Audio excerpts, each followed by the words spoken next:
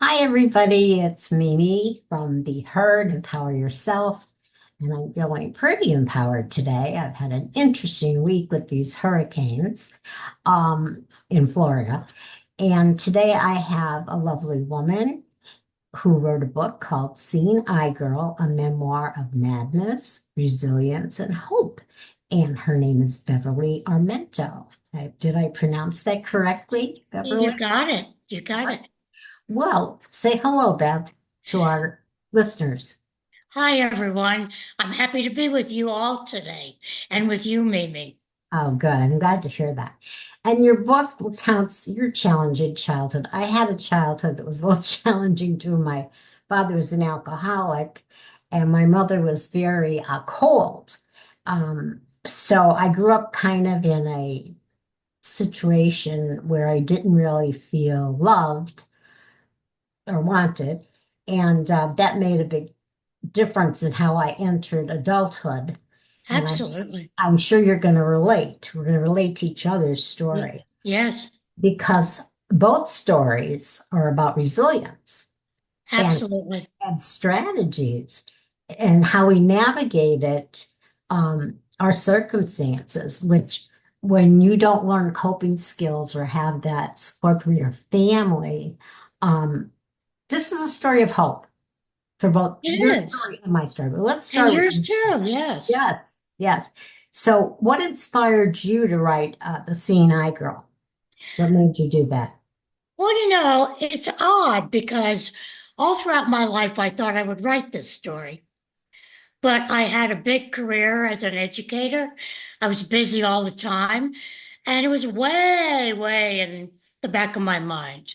Mm. Even when I retired, I don't know what I was thinking. I certainly was not thinking, write your story. I took a lot of art classes. Finally, I took a creative writing class. And in that class, I wrote, uh, given a prompt, hair, I wrote this poem that became the center of a chapter.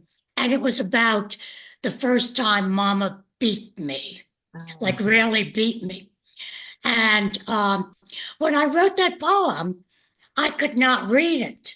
And when my voice cracked, I said, it's time to write this story. And I write it really for all of the others, children and adults who are in abusive, traumatic situations. And there are yes, many of us. And every book club I go to, I have mainly women, but also men who approach me and say, me too. I Mhm. also had a similar kind of experience. The book, I didn't realize it would have this effect, but maybe the book sort of gives people permission to talk about their own trauma. Exactly, exactly. And you found the strength to overcome these challenges um, that you faced during your childhood. How did you do that as a child? I really give all the credit to my teachers. At school, and I call myself in the book Strong Beverly and Weak Beverly during the childhood years because you know, I, I must say my first 5 years were lovely. And I think if I had not had a strong foundation in my first 5 years, I might not have been as resilient as I turned out to be. My mother and father both loved me. I was an adored child, everything that surrounded by relatives. But Mm, there was this traumatic event when I was 5, mm. and my life changed forever. And all of the characters in this story, my whole family, everything changed. And coming out of that situation, it's my assumption that my mother had a psychological break. No one knows. She was never diagnosed, but Mm. from that point on, she was delusional, violent, and especially violent toward me because my father abandoned us at the point of this trauma. Oh, And my sister and I looked just like the father. So, so do you I. know, and so therefore she took out her anger, and I think some of it was willful and some of it was a function of her mental state of Yeah. mind. But you're a child. So what do you think, like when this first started happening, um, I would think you might have said to yourself, what did I do wrong? Oh, yes. Oh, yes. Oh, yes. Guilt, guilt, guilt. And then my mother laid more guilt on because my father never paid any kind of child support. So Yeah, it was always, if I needed something or wanted something, yeah, it all came with, your father is not paying for you. So I felt guilty yeah. about everything that I had. I relate to that. Do Yeah, you? I'm going to tell you, I always phrase it this way. I am married 3 times. However, my present husband and I are together 37 years. Hooray. So that says it was them, not me. Yes, yes, I always say yeah, that. But my second husband, who I produced my children with, unfortunately, well, not that I mean, I love my children, but unfortunately, I wish it was a different person. He never paid child support or was much of a support in their life in any way. And I know that feeling of when they wanted maybe a Cabbage Patch doll and I had to get them a generic one and they weren't happy, of biting my tongue and saying, well, if you got child support, I could buy you one, you know? I know, I hear you, and I can empathize. You know, you don't know this as a kid, but looking back on my mother, of course she was angry about that, Yeah, and resented that she had to find other ways, to get money to support us. absolutely. And but how wise you were not to lay that on your kids. I think once, yeah, because I stood in lines at Salvation Army and Goodwill and anywhere at Yeah, Christmas time that was giving away toys. I stood in line for food. I did all of those things, got welfare, and put myself through college, by the way, at the same good for time. you. So that's just to show other women the resilience you can have. And I think the one time it was over a bike, and I couldn't afford a bike, and it slipped. If your father paid his child support one time, and I regret Yeah, it because I really tried hard not to do that. it's Uh, hard. It is, but at the same time, I had one daughter that looked just like her father, but I always say, thank God you were a sweet child because, and I'm joking, but I'm not joking. So, what do you think? Like your child, you're coping, you're thinking it's you. What was the pivotal moment when you realized that it wasn't you, that your mother was sick mentally? I don't know that I ever was able to articulate that. Mhm. Developmentally, you kind of, I was aware that something huge had changed, huge. And Mhm. I didn't know the causal factors. But I did know what happened. I mean, I was part of the trauma too. My Mhm. mother brought in a lover. There was a big fight. I mean, it was chaos. It's But chaos.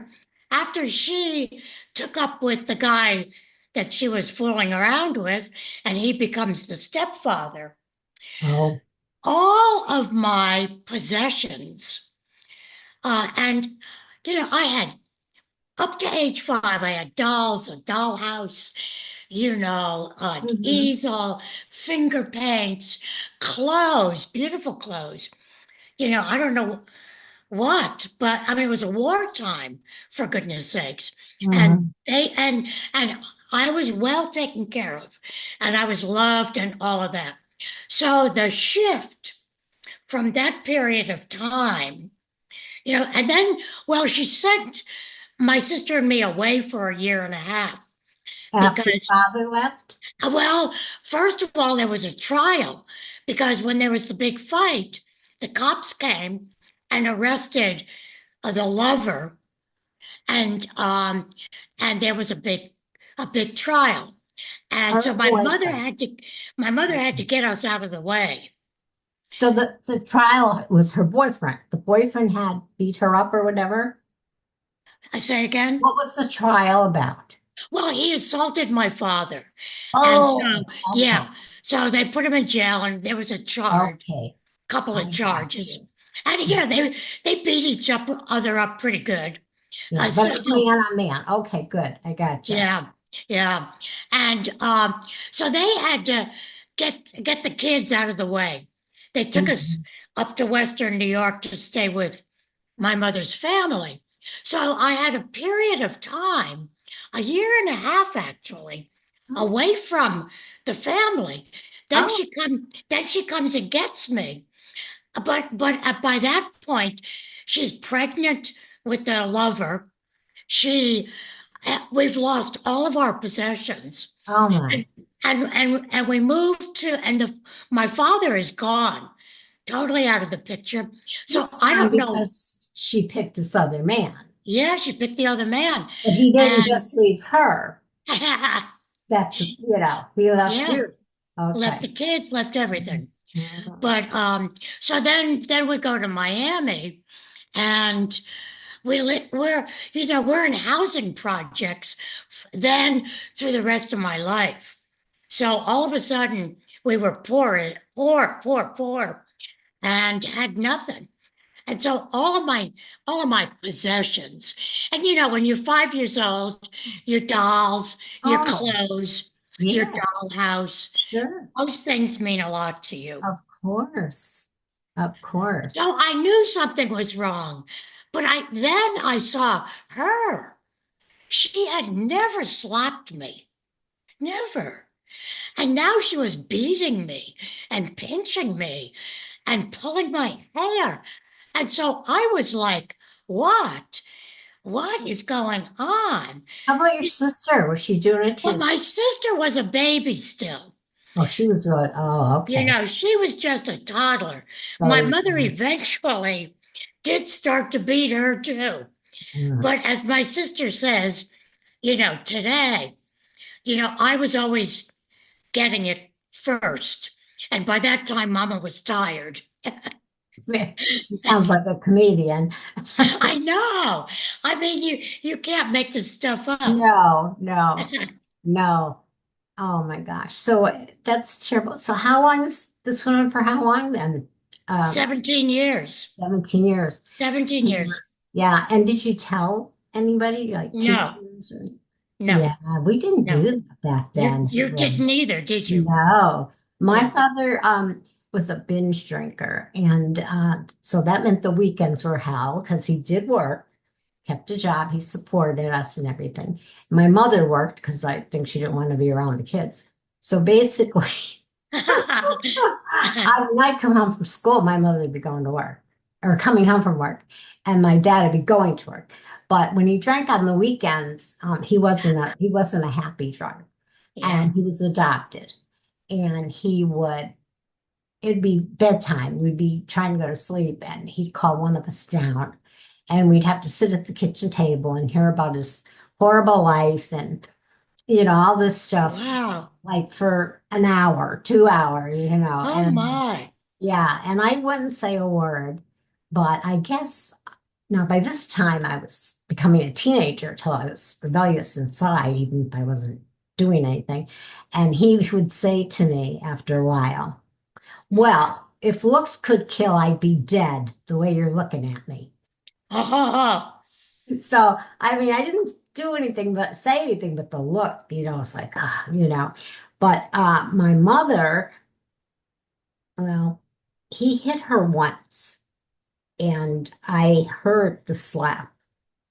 come upstairs. And Oh my goodness. I ran down the steps. I can't believe I did this. I was about 16. And I pushed him into the door, kitchen door. And then I ran out of the house, Yeah. scared, and I hid in the garage. And he didn't find me because I knew eventually he'd fall asleep.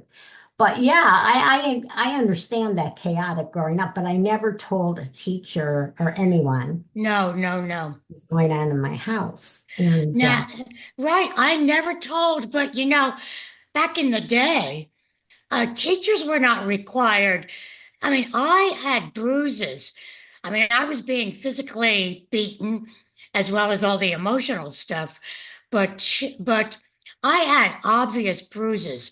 I, when I was really black and blue, I knew enough to wear long sleeve, and Miami, I'm yeah. wearing long sleeve shirts Mhm. and long pants to school.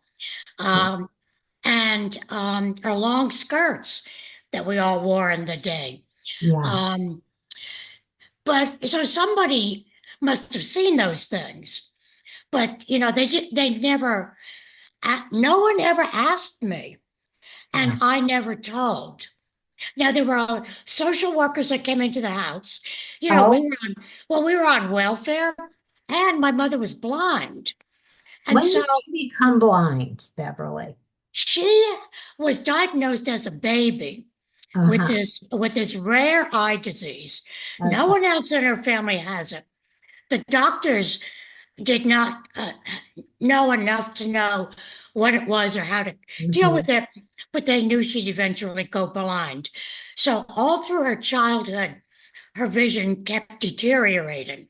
Got it. By the time she had me at 19, she was fully blind.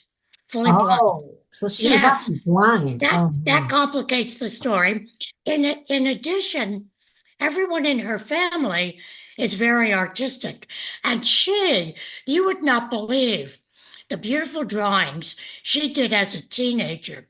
So she ran away with my father to get married, and she brought her portfolio of artwork.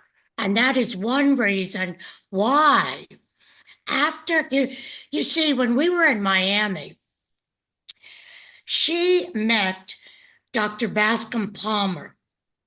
Dr. Palmer, at that time, was a young ophthalmologist who was experimenting with the corneal transplant. And he examined my mother and said to her, "You are the perfect candidate. But we have to have both the donor and the recipient in the hospital at the same time." So she waited until someone died, essentially, and donated their eyes. Uh, Come to find out that her first corneal transplant was with a living donor. This woman, Mrs. Oser, had a tumor, kind of like behind the eye, and she was going to lose the sight in her eye, but the cornea was good. So Oh, Dr. Palmer, yeah, can you believe that? no. Dr. Amazing. Palmer was going to have to take out the eye, but first he got my mother in the hospital. Um, what was it called? Jackson Memorial Hospital at that time. Hmm. And he operated on Mrs. Oser, took the cornea off her, and transplanted it onto my mother. It was one of the earliest successful corneal transplants in the country. This was 1950. And then within a couple of weeks, he did receive another cornea from a deceased donor, and he transplanted that onto my mother's left eye. So after those two surgeries, my mother's vision was 20/20. Really? And I was 9, and I thought I was so hopeful that everything would change, Yeah. but it didn't. No. I mean, it lasted the calmness and the civility lasted, kind of like for a moment. But then we were back to typical behavior. And now she could find you easier to Now get she you. could find me. Yes.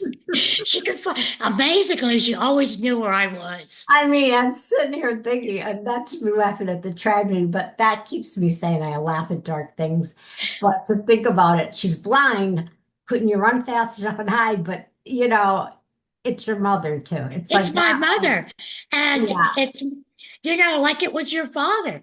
You yeah. don't, I sat there. Yeah. exactly. Yeah, I just sat there. I wouldn't think to get up and walk away. I And sat. I sat there too. She told me to sit. I sat. Hmm.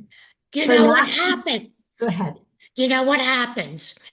You and I and so many others in these growing up through trauma situations, we develop a kind of an unhealthy codependency with the abuser, and we Yes, feel responsible for yes, the abuser. You had to protect your father, both yes, to his face and behind his back. And yes, you did that by being polite to him, by listening, and then outside of the home, not never telling tell. anyone. You're correct. So You are. you you came out of that same kind of messed up relationship with your parents. And then went to men that were messed up because the Oh, codependency was so you you strong. you and me too. Yeah. And I thought, oh, I can change them. Okay. Yeah, they drink too much. And yeah, but I think I can change them. No. No. So, so what do you think? Okay, your mother, let's get back to, so your mother all of a sudden could see. Yeah. And how long did that last? Doesn't sound like it. That lasted. Actually, it lasted exactly 6 years because this disease that she has is systemic and it reinfected the corneas. So her corneas started to cloud over again. And unfortunately, my two half brothers inherited this disease from her.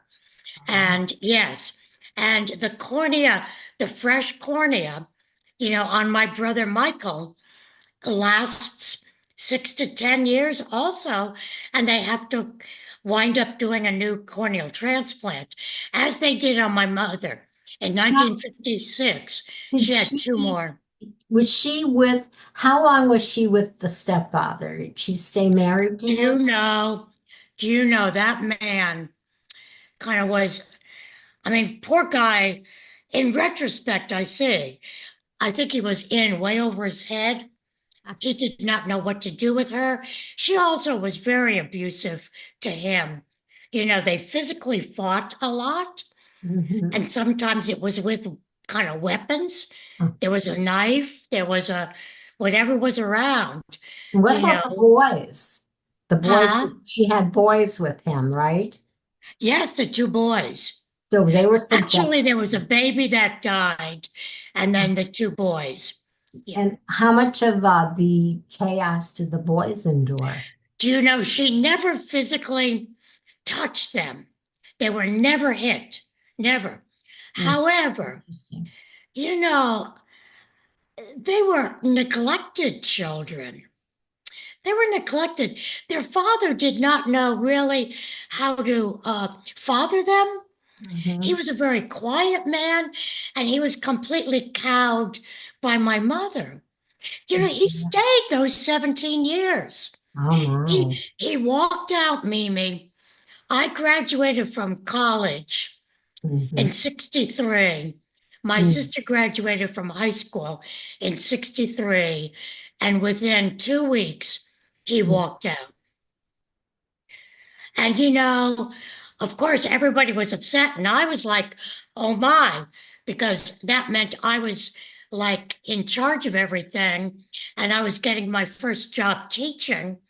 And I knew I was going to have to support the family, or most of my money but now all of my money was And you're going to still support living the at family. home. You're still living at home when this I all. was, I Oh, okay. was. Yeah. Yeah. I commuted, there was no money. There was no money to go to college. And again, it was teachers. It was my teachers. in high school, male and female teachers who encouraged me to go to college, Yeah. who let me know where, there were grants that I could apply for and scholarships I could apply for. And, that's the way I was able to financially go. There was no money in the family. My family, my parents, led me on. I'm the oldest of four children, and I always wanted to be an English teacher, and I was quite smart. And they led me on. And when I graduated from high school, on my graduation day, they told me, "You're not going to college. You have to stay home, get a job, and support the family."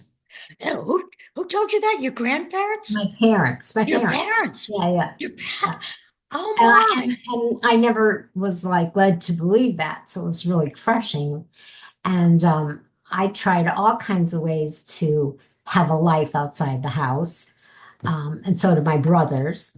But my brothers, they joined the military. So they could get out. That was their ticket out. Yes, but not me. They said, no, only girls that are whores join the military, you know. And I said, well, what about that program? I can't think what it is now. Everybody was doing it in the 60s. Was Um, it the National Defense Education Act? no, it was something else, but no matter what I came up with. Oh, the Peace Corps, The you know. Peace Corps. But they just wanted me to have a job and give them money. That was the thing. So until I was 20 years old, I was just like imprisoned in this So situation. you stayed. I had no choice. Yeah. I mean, I had no coping skills. I wasn't rebellious enough. I've heard stories of women that said, "Oh, I was 16 and I just ran away from home." Like, no, I wasn't able to do that yet. So I did what a lot of girls do, especially back then, as you know, they get married. That's how you get That's out of the house. You right. get married. That was And the ticket. yeah, and they tried to, my father tried to stop that very much and tried to dissuade the man and say, she just wants to get out of the house. She doesn't love you. And so I did get married and I did love this man, but he was a very damaged human being and controlling and an alcoholic. Married my father. Yeah. Yeah. But it got me out of one hellhole into another Into it. one. And From that the frying pan to the fire. and that's why my book is titled Raised by Wolves, Trapped by Demons, because Oh, the wolves are my parents, yeah. and the men were the demons. And then, of Wow. course, because I had no coping skills and because I had a lot of pain and abuse that I never dealt with, I turned to alcohol Yeah. and realized I had my own demons. Wow. But the happy ending is I did get sober and was sober 33 years. So that's all in my book. So that's why I say, and your book too is about hope and resilience. And no matter what, you keep going. Yeah. But let me get more into your story because this is helping our listeners that are struggling with their own things. Um, what was the most challenging part of writing this book, do you think? Of writing the book. Yeah, Um, you know, it would have been more challenging if I had not had counseling, you know, but it took me 20 years after I left home before I got counseling yeah. because I kept thinking I was strong Beverly. Yes. But that's a whole nother story. Yes. Um, Yeah. We're a lot what alike. what question am I answering Well, now? basically, what was I the hardest part of writing the, the book? the hardest part. I think the hardest part was actually trying to achieve the tone that I wanted. Yeah. I did not want this to be a Mother Dearest book. And Right. I did not want it to be, I did not want people, the readers, to feel sorry for the narrator. Right. And I wanted to trust my reader and underwrite the violence. Hmm. Although, you have to put some in because you're trying to tell that story. Yeah. So I trying to find my voice so that I could achieve those goals was that I mean might be it's a technical issue in a sense, but Yes. your writing does not flow until you find your voice. Exactly. And you Exactly. experienced that too. Oh, I could hear and feel so much that we have in common. Yes. I when I got sober, they told me, the psychiatrist said, you are dual diagnosed. So what does that mean? Well, you're cross-addicted and dual diagnosed. Cross-addicted means that even if you stop drinking, you can pick up another addiction because it's in your personality as a coping skill. Yeah. It could be food, it could be anything. And dual diagnosed, you have chronic anxiety and depression. Right, right, And right. part of that is from my father. It's genetic because he was depressed.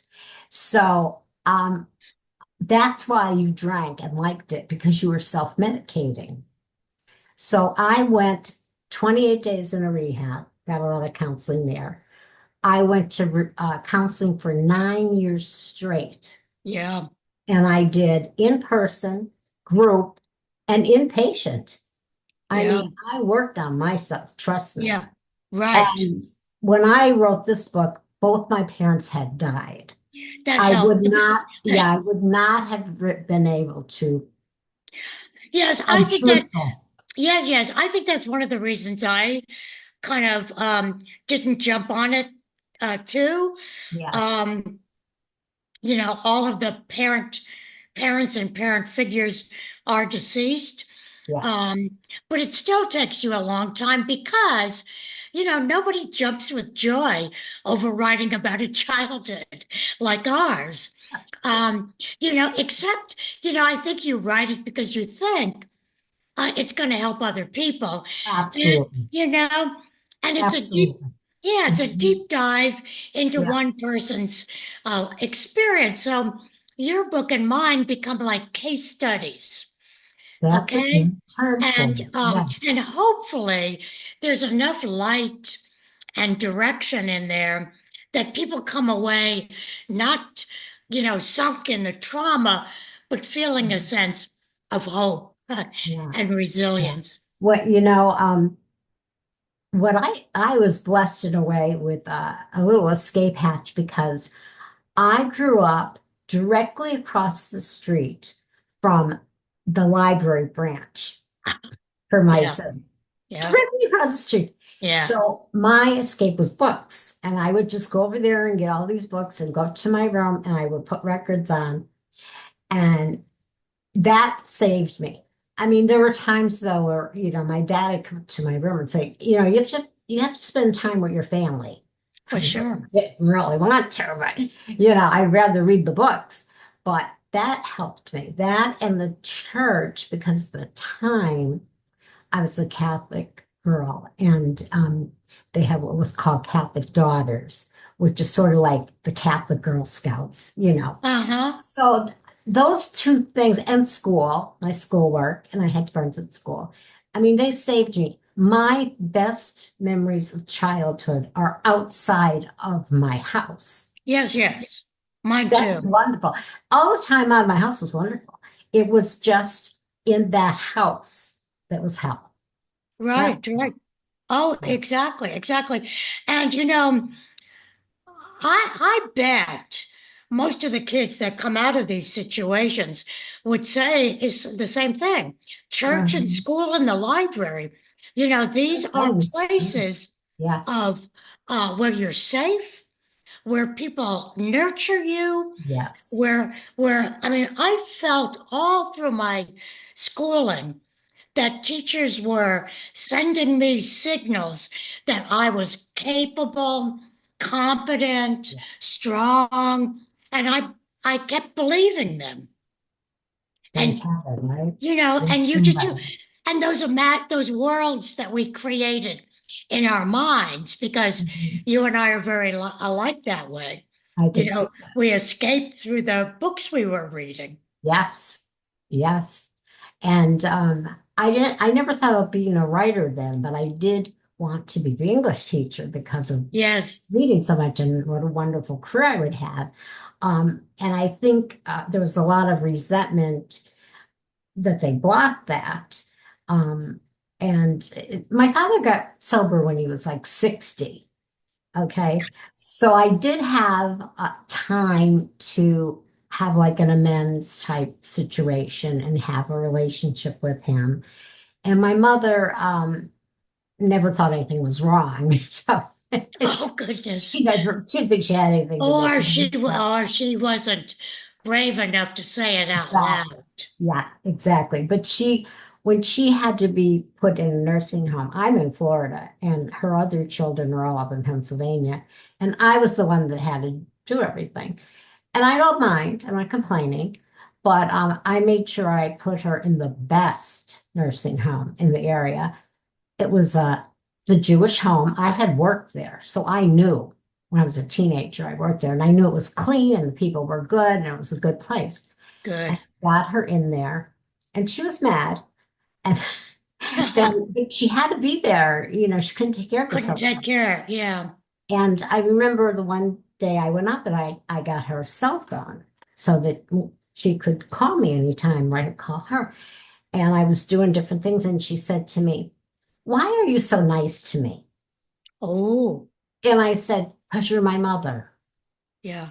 Yeah. So she knew she was not a good Yeah. mother, you know, Yeah. Interesting. isn't it? But Interesting. Uh, yeah. So I wrote the story and everything, and I didn't concentrate too much on my parents because I know they had hard lives too, and they have their own stories.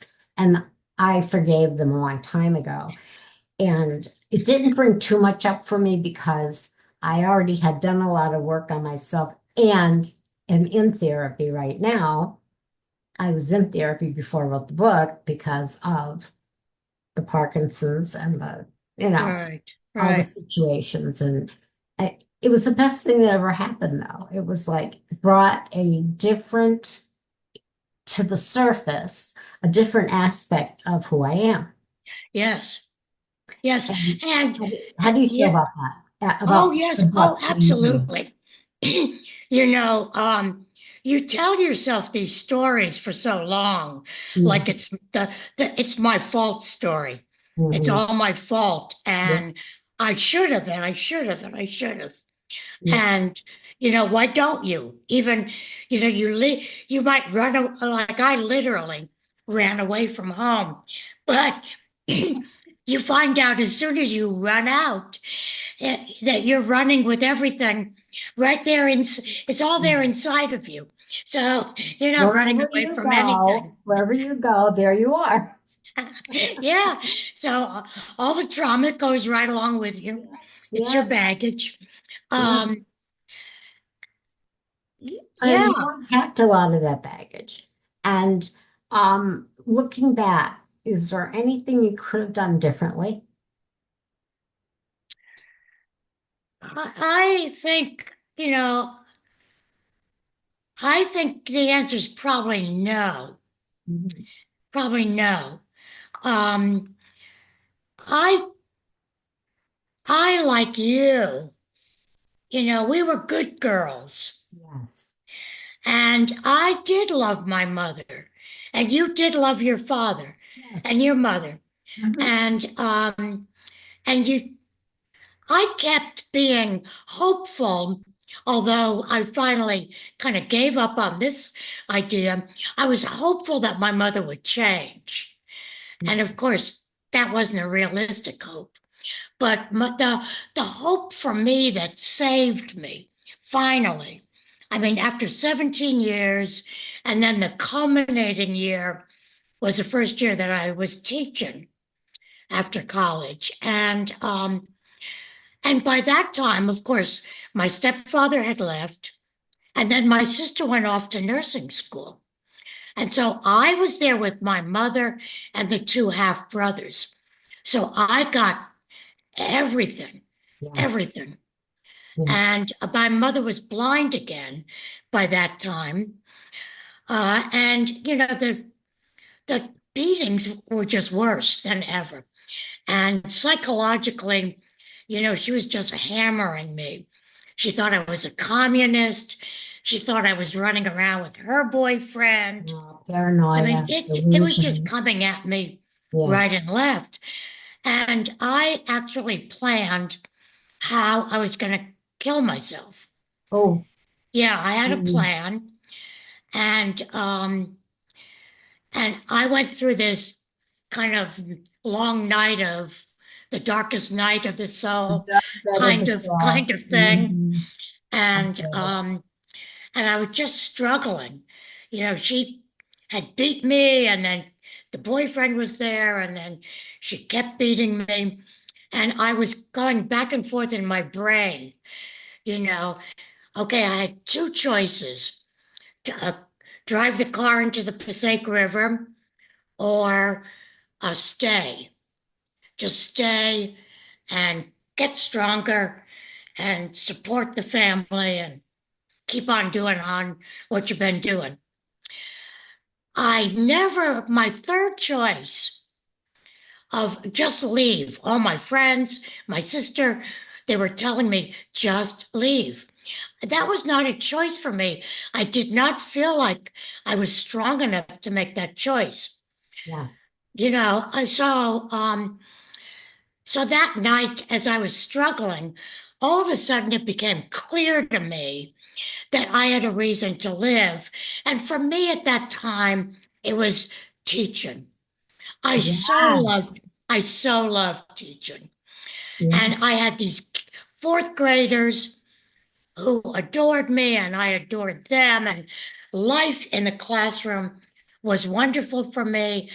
And all of a sudden, it hit me in the face. You became a teacher to pay back all those other teachers who had given me Right. such gifts of Yeah. hope and confidence and Mhm. empowerment.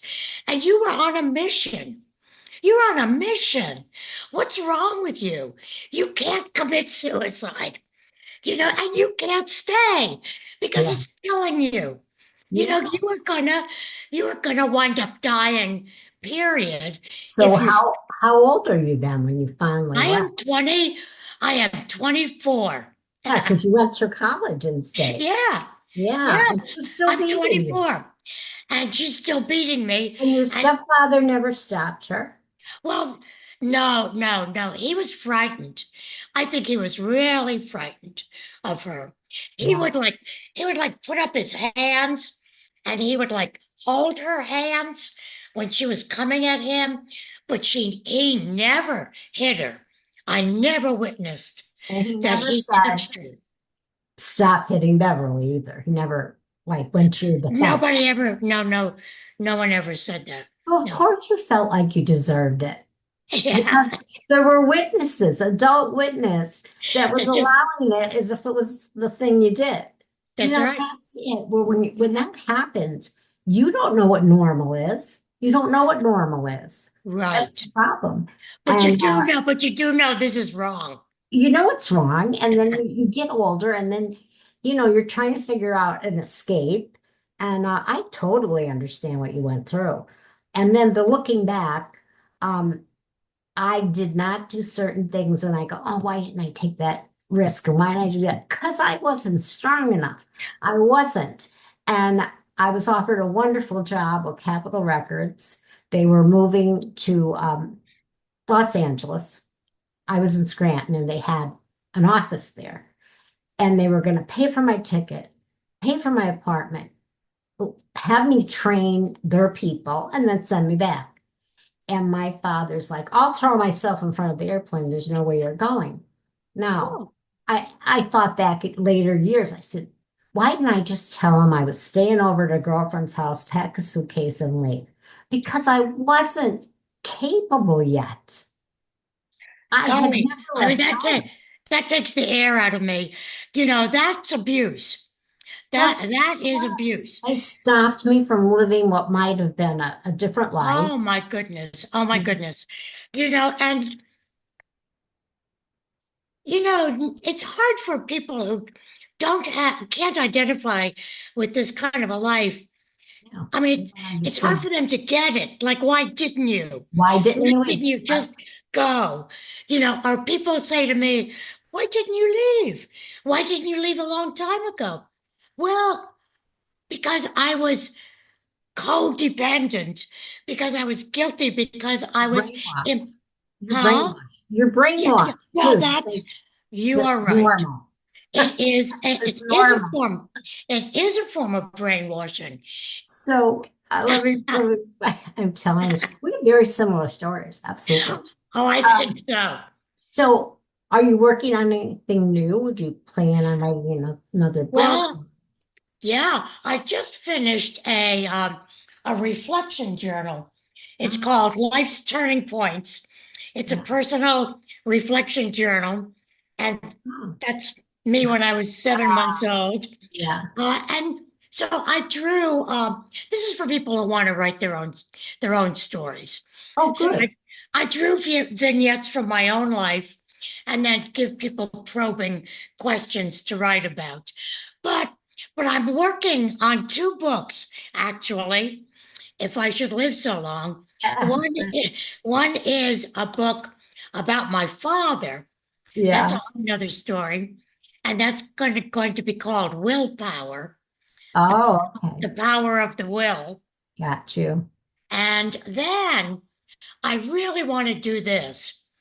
I want to write a book about my life after leaving the house because there were 20 years there Mhm. when I was an adult living out my childhood trauma and being unaware that I Yeah. really needed some help.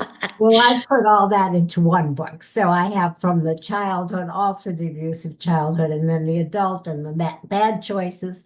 But something else we have in common, What is that? I too wrote a workbook called Surviving Your Demons for people that are recovering from abuse and trauma. Oh, come on. Isn't that We're amazing? we are twins. We're twins.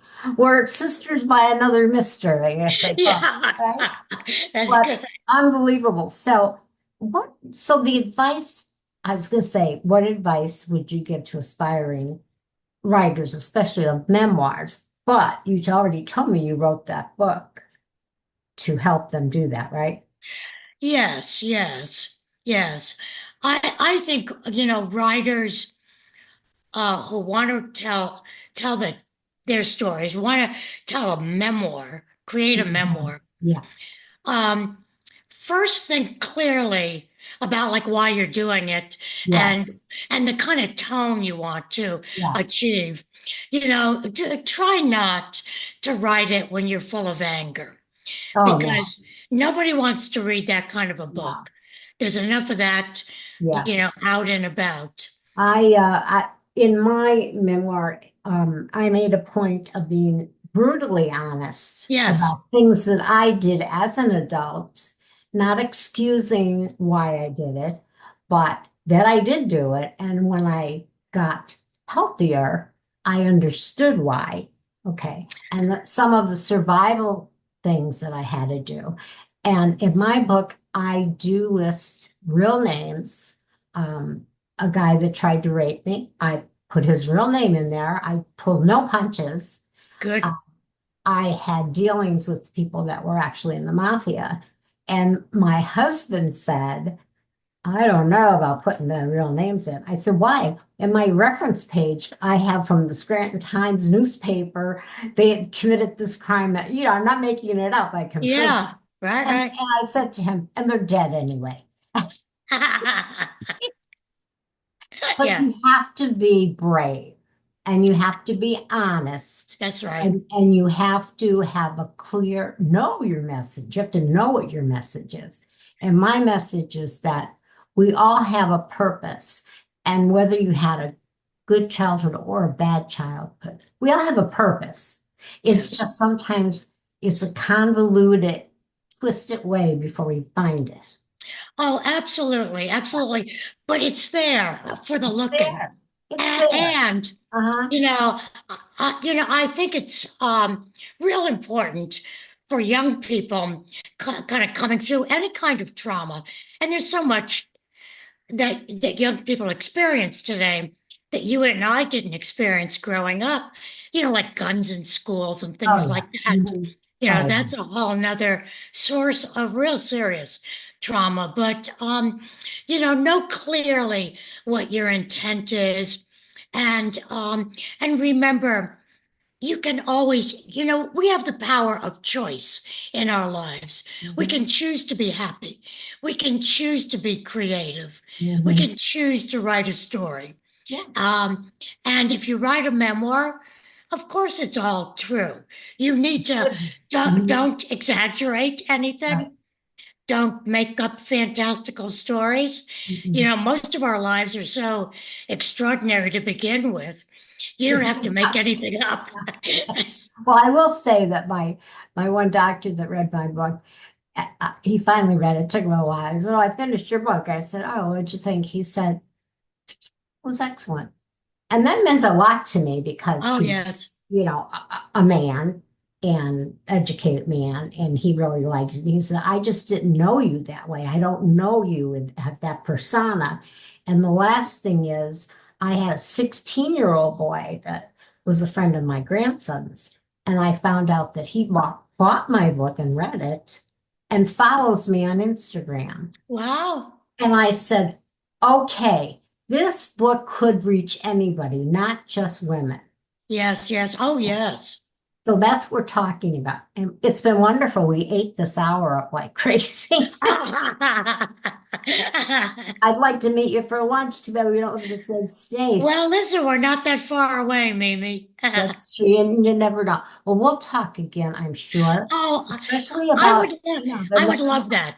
Yeah, because you have other books we could talk about too. Well, sure. Yeah, and I'm going to put all the notes at the end of the show so people know where to find you. And your Perfect. book is published on Amazon or where? Yes. Well, you can get Seeing Eye Girl on Amazon, and it's being, the publisher, She Writes Press, is now being distributed by Simon and Schuster. So Oh, your cool. bookstore can easily get copies of anything Wonderful. Wonderful. get copies of this.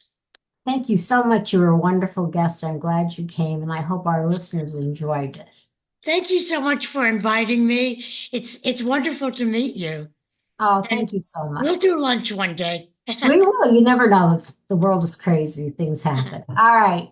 Love talking to you. Have a great day. And everybody else out there, remember, anything is possible. Thank you, Mimi.